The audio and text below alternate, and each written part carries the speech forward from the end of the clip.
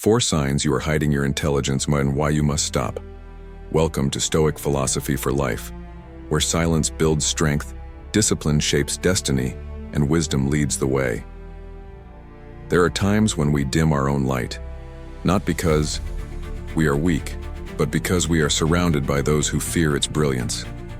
In a world that rewards noise over wisdom, many quietly bury their intelligence just to belong.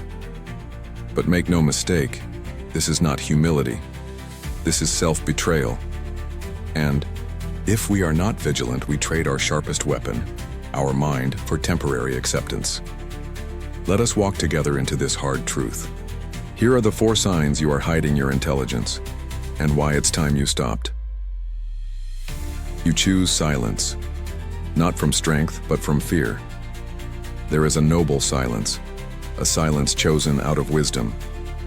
But there is also a fearful silence, one chosen out of insecurity. Seneca once wrote, "We suffer more often in imagination than in reality," and it is true. Many brilliant minds cage their thoughts, not because they lack clarity, but because they fear judgment. You withhold your insights in conversation. You dull your vocabulary to fit in. You laugh at jokes that do not amuse you. You pretend not to know. Why? To blend in. To avoid making others uncomfortable. But a mind sharpened by solitude, study, and self-discipline should not seek refuge in conformity. If your silence is born from fear, it is not wisdom, it is suppression. True strength is when you can speak, but you choose your words with care, not out of insecurity, but out of mastery. Speak when your words add weight, and when you choose silence, let it be your armor, not your prison. You apologize for knowing too much. You pretend not to know the answer. You hesitate to offer clarity. You shrink your knowledge to make others feel bigger. This is not humility. This is self-abandonment. Marcus Aurelius, one of the most powerful men in history, reminded himself daily, "Do the right thing. The rest doesn't matter." The right thing is to live up to your potential, to stand in any room without belittling yourself for the sake of fragile egos. You were not given a sharp mind to dull it for the comfort of others. You are not gifted with insight to pretend blindness.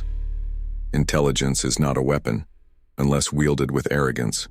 When used with purpose, it is medicine for a sick world. Do not apologize for being prepared. Do not apologize for seeing clearly. The wise do not explain their silence. They do not apologize for their vision. They walk it. And if the world cannot keep up, that is not your burden to carry. You fear the loneliness that comes with self-mastery. You have tasted what few ever will, the quiet power of thinking for yourself, and yet you mask it. Because the more you know, the more you see how few others see. And that isolation, it stings. But Epictetus taught us, if you want to improve, be content to be thought foolish and stupid. The higher you climb, the fewer will understand your path. Do not trade your elevation for the shallow waters of popularity. Do not drown your brilliance to fit into small minds. We are not here to be admired. We are here to be unmoved. If your mind has become a fortress, guarded, precise, dangerous, let it be so. Because when you stop hiding your intelligence, the world will either respect you or fear you. Either is fine. Both mean you have finally stopped playing small. Here, you downplay your ambitions to make others comfortable. There is a silent war inside every great soul, the battle between who you are and who the world wants you to pretend to be.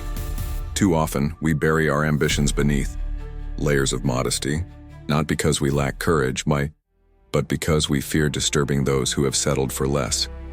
We lower our targets. We hide our hunger.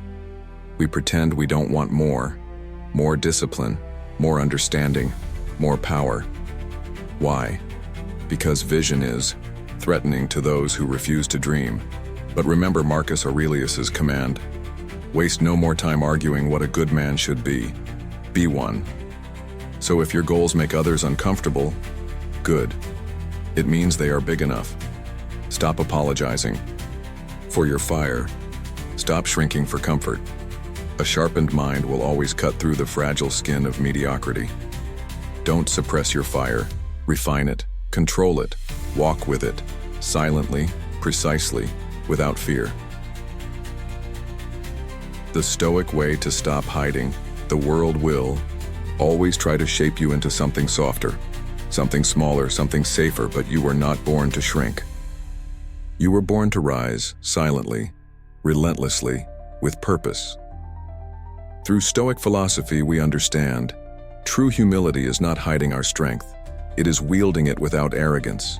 True wisdom is not silence born of fear, but of discernment. True courage is walking your path alone, even when misunderstood. True greatness is refusing to apologize for your light. If this message lit a fire inside you, don't let it fade.